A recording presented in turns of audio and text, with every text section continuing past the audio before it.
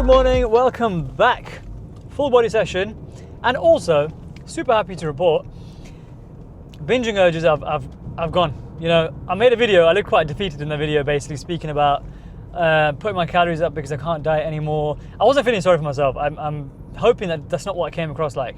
This is true. You know, if you chronically diet and don't build a solid base, given a few rotations of the bulk and cut cycle, you probably have done it already, but if you haven't, or if you've not put your foot in the water just yet, or you've not started it, or you've not tried it, or you think you now don't have self-control anymore, the chances are you've chronically dieted and not built anything substantial underneath, because you still would have built muscle.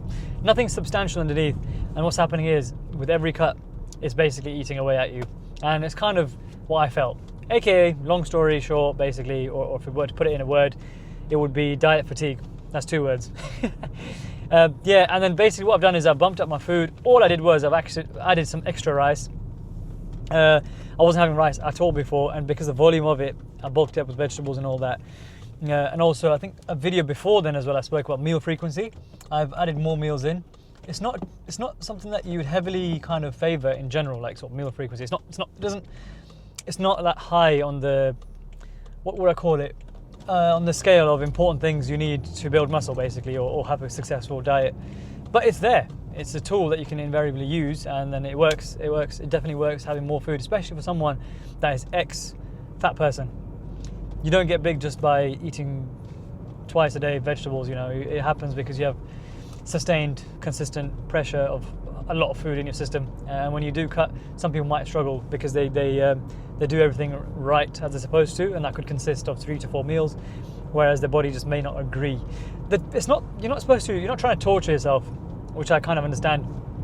What you're trying to do is manipulate the way the body works to give you the results that you want, because we don't want to lose fat. The body doesn't really care about all that. It doesn't really care what you want to look like at the beach, or it doesn't really give a monkey's where you're going to sit and you feel confident or not. All it cares about is whatever goes in, because it's a survival. As a being, we're basically meant for survival. So anything leaving the body inherently is not a good sign for it. You know, blood loss, energy, which is exactly what we're trained for. Fat as well, because it's stored as energy. It thinks like, oh no, we're kind of losing something. It doesn't think as like, yes, this guy's gonna be healthy again. Unfortunately, which is quite odd. I may be half right on that. So there's that, but from what I understand, that's the case. That's why your body has those hormones, leptin, ghrelin, sort of doing their thing while you're trying to, reach your own goals. So I've learned to work with the body rather than against it constantly. I also understand, because I've been there. I've lost 40 kilos in a year. I also understand, it was more than 40 kilos. I understand at some point your body will basically push back to a point where you just have to kind of force your way through, if I'm gonna say that properly. For example, there may be times where you two be in a deficit of 1800 calories, 1500 calories. I've been there. I've been 1200 calories before, but you don't do it straight away. You build yourself up to it. But anyway, I feel great. Honestly, day 3, no binging urges. I wake up slightly hungry, so chances are I could probably be in a bit of a. Obviously, I'm trying to aim for maintenance. I'm not trying to bulk exactly, but chances are I may have hit the money on a recomp sort of scenario. But regardless of that, I'm gonna eat like this for a month. If the scale weight drops and I'm comfortable, and my training performance is increasing, then the calories may stay as they are. My activity may stay as it is. But obviously, if I start then gaining weight, then obviously I need to monitor how much I would gain over the month, and then make sure it's not substantial, because it happens a lot. Happened to me before. Like, you lose trust quite quickly in the bulk, because the mental freedom of being able to eat whatever you want, kind of, or eat more, because of being an ex-fat person, what it does to you is it can put you in a position where you just start pigging out, basically. And it's not just me. It's very, very common. You'll probably be in a similar situation before, or you may know of someone that kind of eats like that. But yeah, another news, belt squat is in. Belt squat came in, so they've posted that on Instagram, the Be Modified guys, which is awesome. They posted it basically saying belt squat is in, go for it, because I have spoken about this, but for those of you that don't know, I love the belt squat. I used to do barbell squatting for a while, for a long time. I did 100, my best lift was on the barbell squat after learning it for years. 120 kilos for 5. I couldn't do more. I just couldn't do it. This was back then. This was a while back now. And obviously right now my strength is kind of coming back up. But even then, so like, never felt comfortable. I had a bruise on my spine and I didn't have like a shelf, as everyone said. Put it on the shelf, your back. Put the bar there. I just didn't have it. I don't have that. My back wasn't as developed. It's just like, for me, and then also my femurs, so my legs are actually quite long. It makes me, surprisingly, I can deadlift quite well. I guess because my arms are also long. So it's a bit of a funny one. Because you have to work with your physique. You have to work with your body to see what it likes. And the belt squat for me was a godsend. If you have a belt squat at your gym, just give it a shot if you haven't. I remember like the first ever gym I went to, or the second gym I went to, back when I was kind of unserious with training, the belt squat was right there. I just never did it. I just never knew exactly what it was. And I was kind of like barbells, this, squat, bench, deadlift. They do a lot. But if you have a machine that can replicate the movement or that's more comfortable for your body, especially if you've got a leg press and a belt squat and you need to do a squatting pattern, then just do the belt squat. Leg squat, I mean, it's just a no-brainer.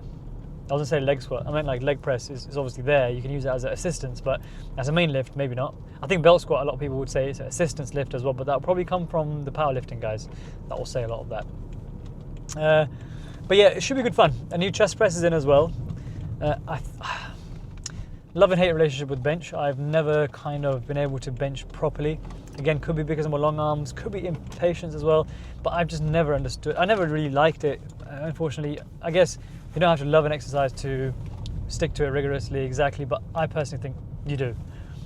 If there's something that's not giving you, like, not making, you know, it's just not aligning with what you want to do in the gym, what kind of physique, or what kind of output you put out, like deadlifts, they are fully amped. I get fully amped for deadlifts, I'm pumped. For bench, I couldn't care less, unfortunately, I guess. I don't know if it's unfortunate, but yeah, there's an exercise out there that you could do. That would be a pushing one. So I do dips as well. I love dips. So make sure my chest isn't like completely severely underworked or whatever. Parking again, because we are here now at the gym. And also, I've got a day off today from work, right? I've got a day off. I've had a good few days off actually. Everywhere I go, there's so many people. Do people not work anymore? Am I the only one that does like a full year of work and then I have like some days off here and there? I swear to God, I've had a week off now. I've seen the same people that come in here at the same time. And then I've also seen people that I used to see in the evenings. I have no idea. Am I just being stupid? Do you not work? I don't know. But yeah, I'm here now. Let's get the work in.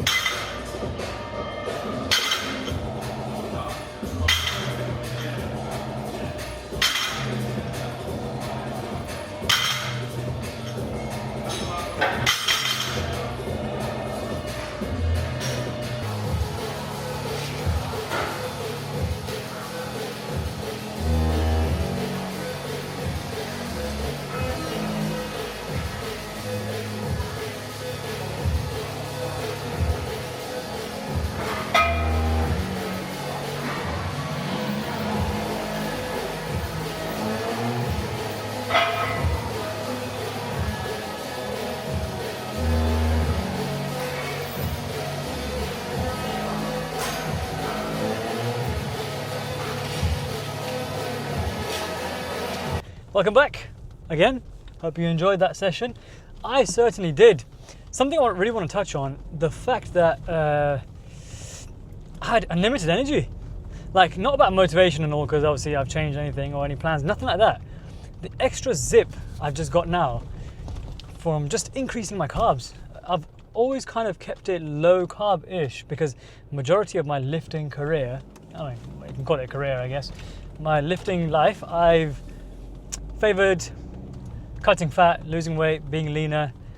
It's honestly the first time, apart from when I obviously was really, really fat, I don't know what I was doing, but on purpose, kind of eating this way, it's the first time I've ever done it. And honestly, I feel good. Like I say, before we came in, that's what I said, I feel great, whatever. But putting it into action in the gym today, just right now, like normally where I would, so first of all, off the bat, just stronger. Strange, by the way, one thing before I carry on with that. Last session I came in, I didn't record it, it wasn't part of my rotation. I was weaker. This was like 2 days into me eating a bit more, and I was so confused. I was thinking, hang on, I've obviously eaten more. So I was like, let it settle a bit. I can understand now is the glycogen and everything probably doesn't replenish straight away, so it makes sense. And today I've felt like I've kind of reaped the reward on the fact that I've started eating a bit more.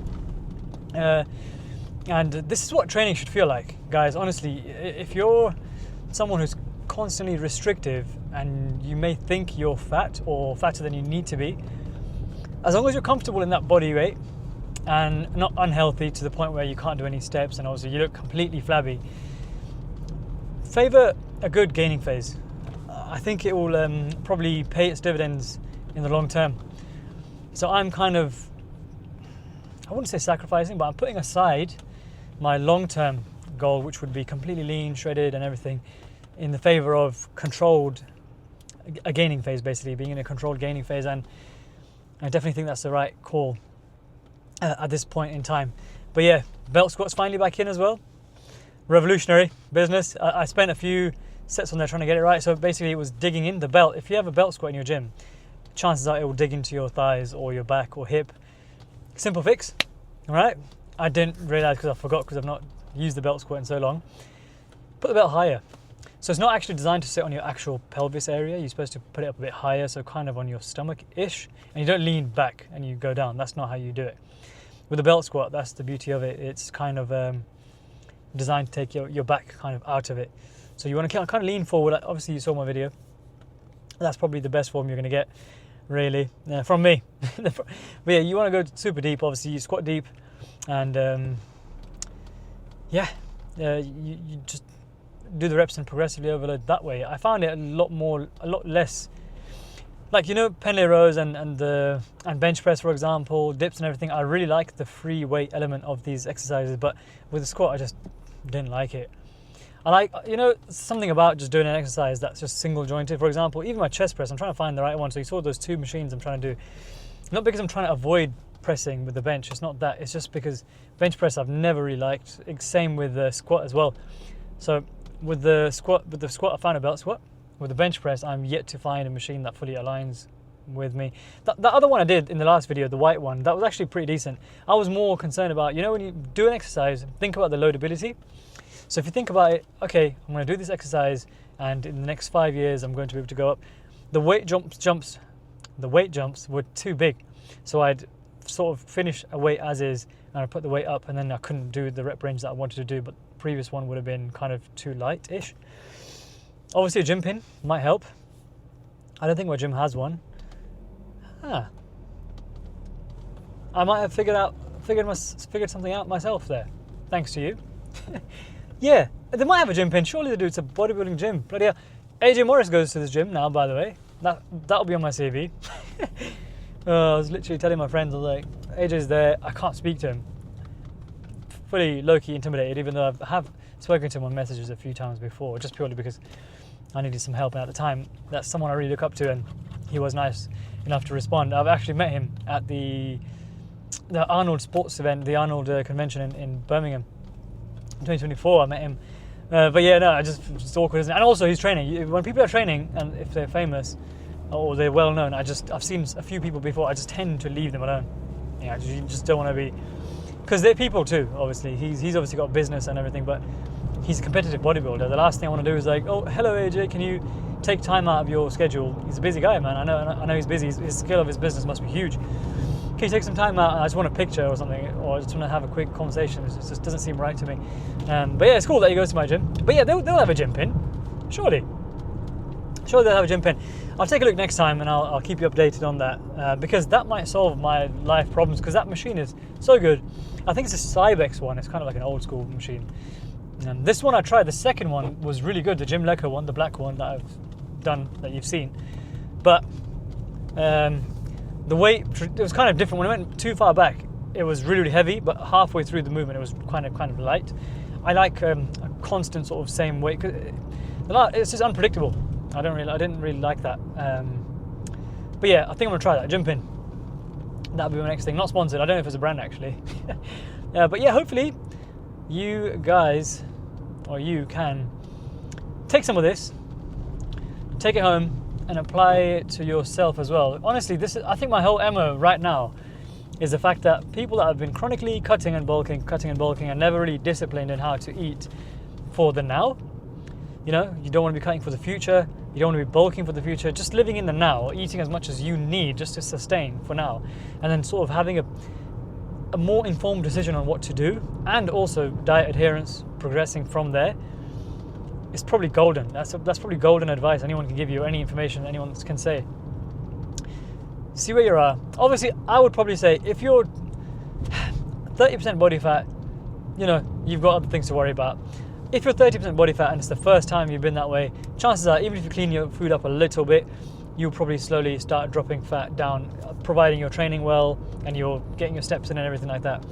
So don't worry about cutting and bulking. I think I've spent so long worrying about cutting, bulking, or should I cut now, when in reality the focus should have been, got the fat off, which I did, build some mass, which I did half. You know, I built some of the mass because training is not invisible. You do the work, you do get some returns in there.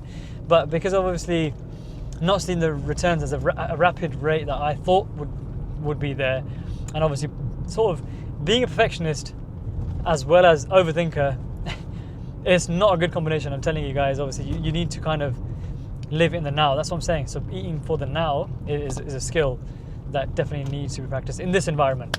I also think the way you lift, or the way you look at how much time you've spent in the gym, really reveals how you are as a person. I'm not saying this to judge other people when you look at them, not like that, for yourself.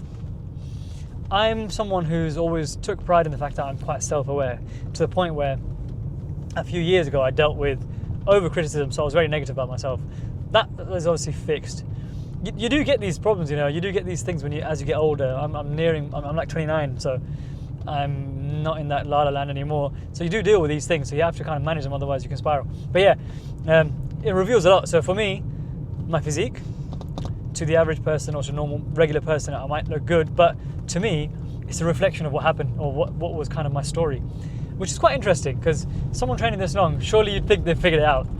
And I have. I genuinely think I have, because the people like me, right, the ones that overthink things and they kind of analyze everything so hard, they have the knowledge, they just don't apply themselves because of fear of failure.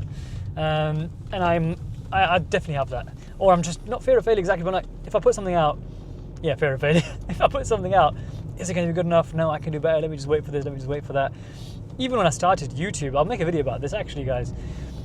When I started YouTube, this was a long time ago. So I'm just going into a random tangent. I'm going to go anyway, right? That's the way I do things.